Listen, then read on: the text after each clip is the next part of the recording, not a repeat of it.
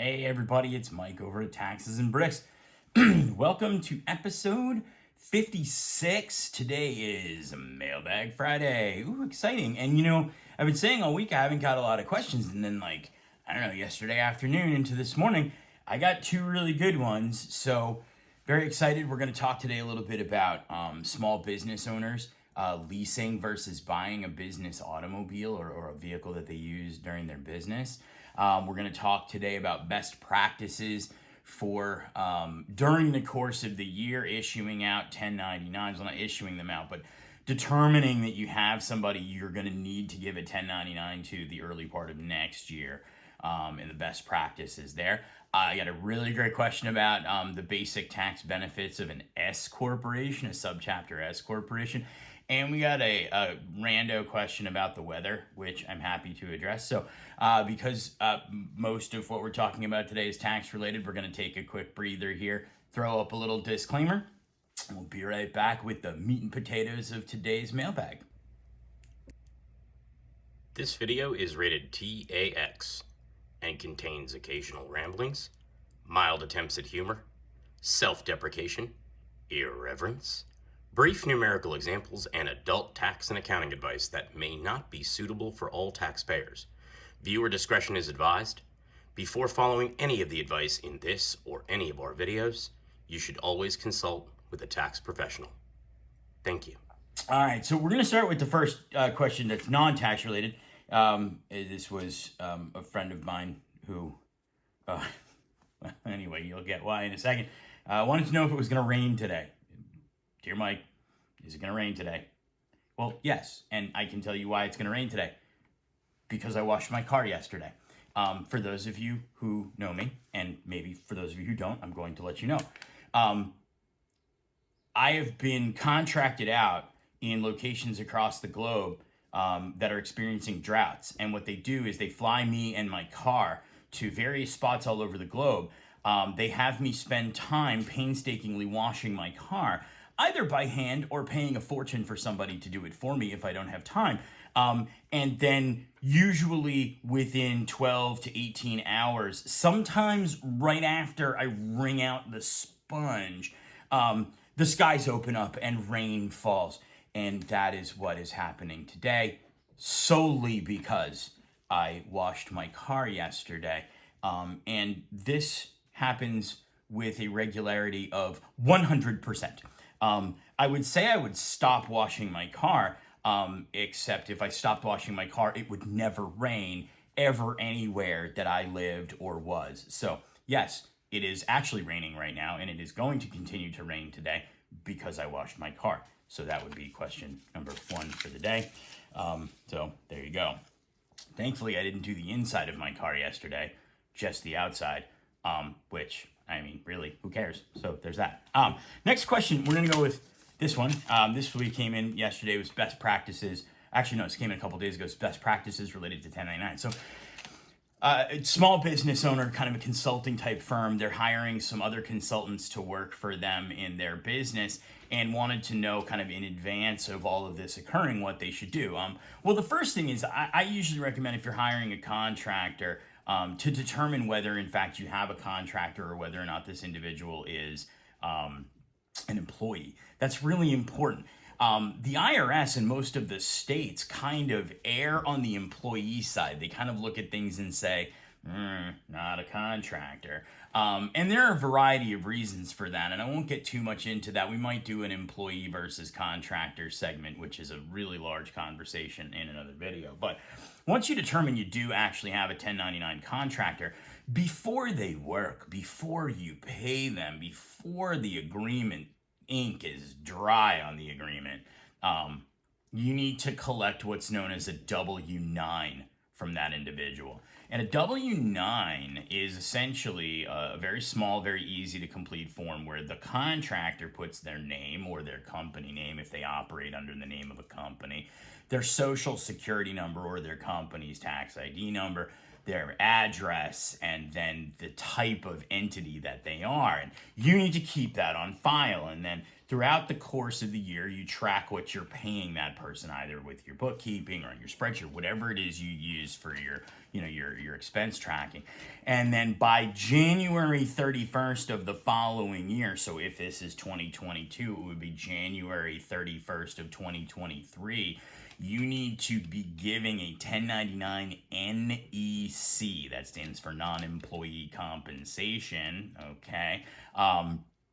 And you need to be giving that form to the contractor, and then also shortly thereafter filing that form with the IRS. There are sanctions and penalties for not doing it. Why do I say you should do the W-9 first? I will tell you this. You pay a contractor throughout the course of the year. In January, when you try to go and issue out their 1099 to them and you don't have their social security number or their tax ID number, they're going to treat you like, they owe you money. They're not going to talk to you. They're not going to give it up to you, because if you don't have their social security number or their EIN, they know it's going to be pretty difficult to damn near impossible for you to issue out the 1099. And if this is an unscrupulous person, they might think, well, if I don't get the 1099, I don't have to put this on my tax returns. Well, first of all, they're a moron if they think that. I don't care if you get a 1099 for income or not. It goes on your tax return, period, full stop, end of conversation. So what's happening is these people are stiffing you out of complete, total moronic ignorance, all right? But they're kind of screwing you a little bit, because if you don't have the social security number and the EIN, you can't really issue out a 1099. I mean, you can, but you're going to get a letter from the IRS saying you gave us 1099 without a name and social security number or whatever it is on it. So don't bring somebody on and then start having them do work and then pay them and then later ask them for their information. I don't know about you, but every W-2 job I've ever worked at, before I even sat down at my desk the first time, I mean, it's been a long time since I've had a W-2 job, but you have to fill out a bunch of paperwork. It's the same thing for a contractor, okay? Just, it's a different classification of workers. So W-9, first thing, that's the thing. And by the way, you need a fresh W-9 every single year. So I always say, listen, when you're issuing out 1099s to people, okay, sometimes give them their 1099 and you say, okay, your next job's coming up in February. We're going to need a W-9 before you show up at that next job or before we pay you the next time around, okay? And that's good. Best practices, due diligence. So 1099s. By the way, also important note, on your tax return, if you're a small business owner or corporation, you actually check a box that actually kind of says under penalty of perjury that I did or did not pay anybody, where a 1099 would need to be issued. And if you say no to that and you did, I mean, I'm not a lawyer, but I'm going to say you probably broke the law. But more importantly, if you say yes, and you say yes to the fact that you did give out 1099s and you didn't, woo, Nelly, bad kitty, don't do it. And you really can't say, yes, I had contractors, but no, I have no intention of giving 1099s, because the IRS is going to go, well, what the what? What? That's the rule. You got to do it. So, all right. Anyway, next question. Kind of going to stay on the small business stuff here today, because these were all small business questions. We're going to talk a little bit about the tax benefits of S Corporation. This is really a very broad topic.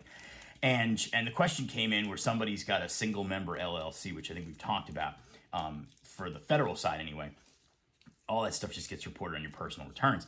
It's not a corporation, a single member LLC. It's a separate entity, mostly recognized by the state or locality where you've registered it. The IRS kind of just says, here's your tax ID number, single member LLC, go away.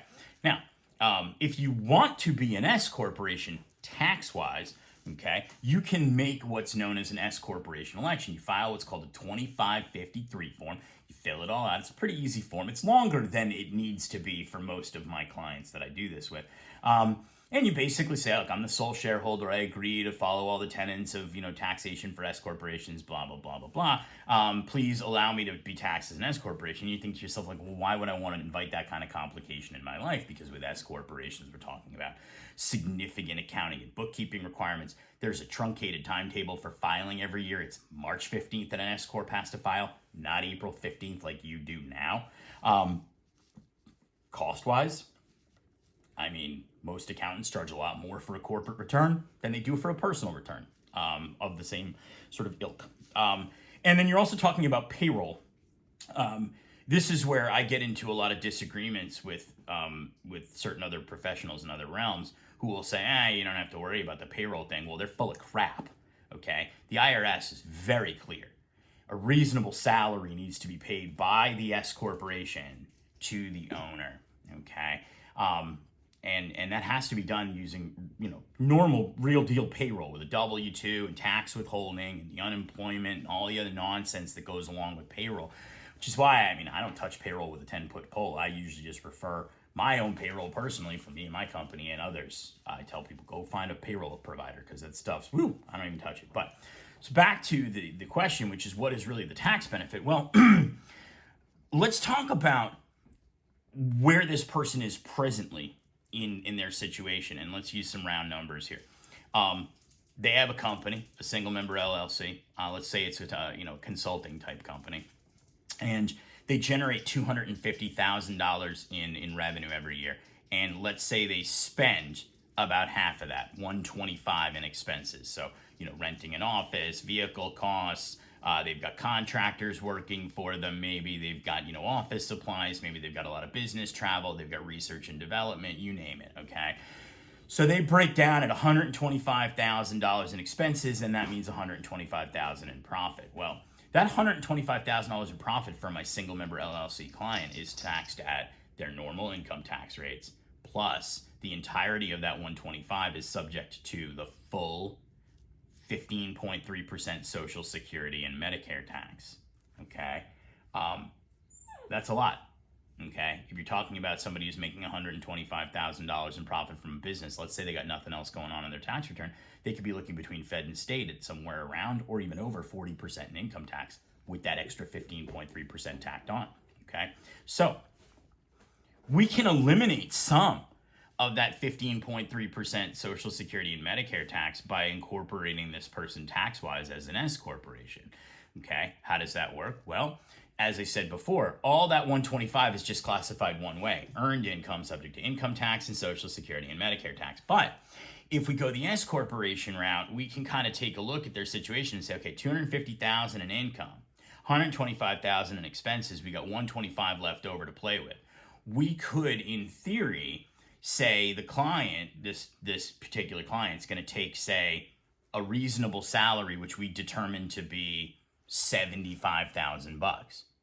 Okay, and that $75,000 is subject to the same thing that the LLC was subject to, which is full income tax, Social Security and Medicare tax, state income tax is the whole bit.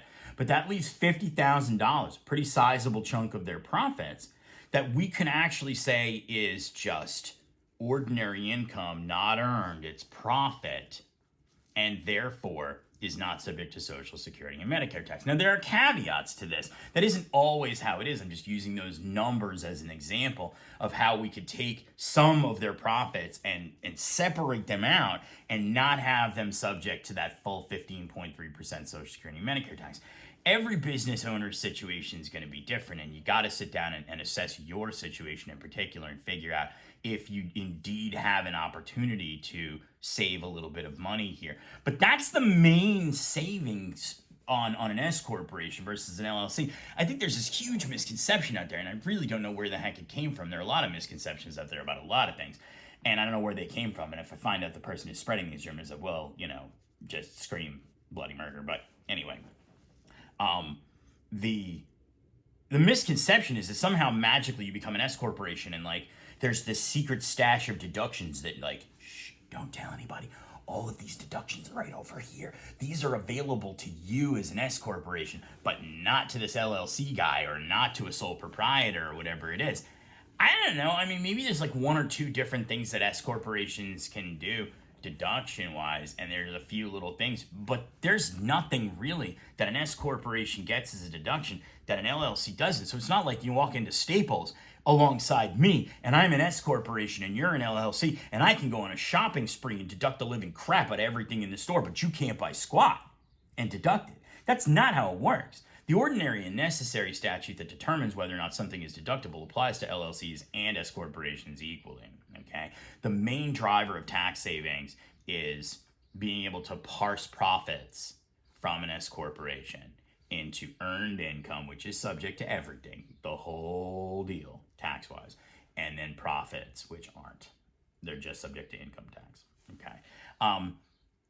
Locally here, though, in the DC area, we have another tax benefit to S corporations, and that's mainly on the side of the District of Columbia. Pass-through entities, which is what an S corporation is, usually on the state side aren't subject to income tax. It's just all like on the federal side, just goes to the individual, and thus the individual is paying individual income tax. And if you've ever been paying attention to any of my videos, you understand that individual income taxes paid to a state are basically not tax deductible. Okay. And that's because there's a cap of $10,000 on state and local income tax deductions, but business taxes aren't covered by that cap. And so in DC, if we've got an S corporation, they're not paying individual income taxes on the profits, they're paying business taxes. The business picks it up as a tax deduction, and then the business gets a deduction for it, and then the individual does. And so maybe on the state side, there's a weird reconciliation where you don't really get the benefit of the taxes paid to the states. Like in DC, there's a reconciliation for it. But on the federal side, the federal government doesn't make a cap on business taxes paid to states. So for my DC clients, I look at it and say, well, okay, you might be paying like 0.5% to 1% or maybe even 1.5% more in business tax. But if you've got a sizable enough corporation, I can take that now as a tax deduction on your federal for the following year or the present year, depending on when you pay it. And I'm going to get you a hell of a lot more in federal tax savings than it costs you in additional DC taxes. And some jurisdictions are like that. So that's another big savings too. That theory is a movable feast, though, because if the federal government lifts the SALT cap, then we're back to being able to deducting 100% of all state and local income taxes. Then this whole thing where we've got people filing and paying business taxes really didn't make much of a difference for them. Okay. Last question I got was from another small business owner. It's about leasing versus buying a business use auto. So basically the situation is person needs a new car. They're a real estate agent. They use their car a lot to go around properties, showings, things like that, and help their clients buy and sell houses and utilize their vehicle. And they want to know whether or not they should just buy another car / finance another car, or whether or not they should lease, because when they start to look at the numbers, they can actually afford to lease a nicer car than they can afford to buy the same car. And that just happens to be how the numbers work out. So I think it's important off the bat to note that in most situations, there's really not much of a difference, okay? And it's going to be a case-by-case basis. And it's also going to be dependent on how much you use the vehicle for work, and it's going to depend on how many miles you put on it. So there's no standard answer. The tax code and in our industry doesn't just have a yep, done, here you go. If you're golden, it's all leasing or it's all buying. It's going to be highly individualized. So rather than answering the question as to whether or not this person should lease or they should buy, I'm going to give you some information. A lease payment is tax deductible to the extent that you use your car for business. Your car payment, if you finance a car, is not. So if, let's say you got two cars, I don't know, Ford Explorers.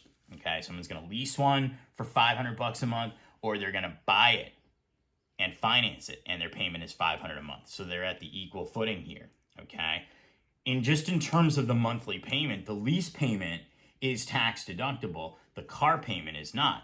So people say, well, then why the hell would you bother buying a car if you can't deduct the payment? Well, because with a purchased car, you get to take depreciation on the vehicle. And depending on the size of the vehicle and the kind of the vehicle, that depreciation deduction could actually end up working out better than your lease payment on an annual basis, just depending.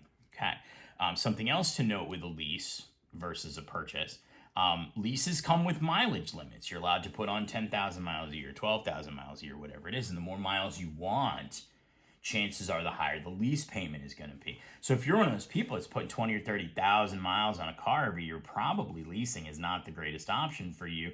Not necessarily just from a financial standpoint, because you're going to end up spending a crap ton of money on the lease payments, but also just because you got a lot of mileage going on here for your vehicle for business, you're going to get a huge mileage deduction, and that might just work out better for you. So But with leasing versus buying, you can still take the mileage deduction either way. So you don't have to, itemize and categorize out all your expenses. All you have to do is just track your mileage, personal, business use, whatever it is. And you can take a mileage deduction on a leased vehicle. You can take a mileage deduction on a purchased vehicle. So you can just use the standard mileage rate if you don't want to, track all of your expenses or whatever it is. The last thing I want to mention about leasing, or the last two things I want to mention about leasing versus buying is, when you lease a vehicle, assuming it's not 100% business usage, so it's like your only car, you use it to go grocery shopping and go on vacations, but you also use it to tote, clients around, or, go to shows and fairs and things like that where you sell your product, if that's your business thing. There's something called a lease inclusion. And if your vehicle's not 100% used for business, then there's a table that you have to use to basically say, okay, a portion of the lease has to be added back as quote unquote income. If it's not 100% business usage. So just be advised that when you're doing your returns, if you're doing them on your own or you're working with an accountant on this, that they're actually adding back in the lease inclusion. The last aspect of this is, and I like to say this, is sometimes leasing works out better if you're buying what's known as a luxury automobile. And because I think we've talked about this before, depreciation on, say, a $40,000 Honda Accord in the first year is going to be the same as depreciation on a $350,000 Rolls Royce. Why? Because the IRS says after a certain point, we're not going to just give you more depreciation just because you can afford a $350,000 Rolls. So that's what's called the luxury auto depreciation limits. That doesn't apply to leasing. Okay, so it's not like if you lease the Rolls and you're paying $80,000 a month for the lease that they're going to say, no way, you can't take that. You can only take the equivalent of what the lease would be on a Honda Accord. It doesn't work that way. Now, I would argue to this client that if you've got an $80,000 a month lease, well, the IRS is probably going to start applying the ordinary and necessary statutes there, but you get what I'm saying. Let's take it to a more realistic example. Let's say you have a $70,000 luxury automobile or an $80,000 luxury automobile versus a $40,000. I don't think that the IRS is going to say that $70,000 or $80,000 is completely and totally outside the realm of normal. I mean, shoot, there are a lot of really crappy cars out on the market that are brand new today that because of inflation cost 70 or 80 grand. And I would never drive them, and I certainly wouldn't call them luxury vehicles. I think that that's the bigger example, is that if you're going to buy a $40,000 car or buy an $80,000 car, the depreciation is going to be the same. But if you buy, you buy a $40,000 car or you leased an $80,000 car, you still get the full lease cost as a deduction, assuming you use it 100% for business on your taxes. So that's it. Interesting stuff today. Got some questions end of the week, which was great. So I wasn't, struggling to get some stuff here. Let's see, I think that's really it. I'm trying to be back next week with some fun tax topics. I've got some things in the pipeline here for some larger discussions. May do a full episode on S corporations, might do a full episode on just sort of general small business information. So good stuff there. That's it for today. I got a lot of little admin things I got to take care of, so I'm going to cut out of here. But you guys have a wonderful day. Have a wonderful weekend. Thanks for watching. Don't forget to like, subscribe, and share my content with your friends. We're up to 128 subscribers, which is incredible. I mean, I just literally thought it was going to be me and my mom, one subscriber, maybe my spouse, but, whatever. But anyway, no, 128, and I'm so appreciative of that. So let's get those numbers up, though, because it's still that rule still applies. If I get to 1,000 subscribers, I get to buy myself a fancy schmancy GoPro, and I would love to do that because I like my iPhone, but I think GoPro is the way to go. So anyway, thanks for watching. Don't forget to like, subscribe, and have a great day.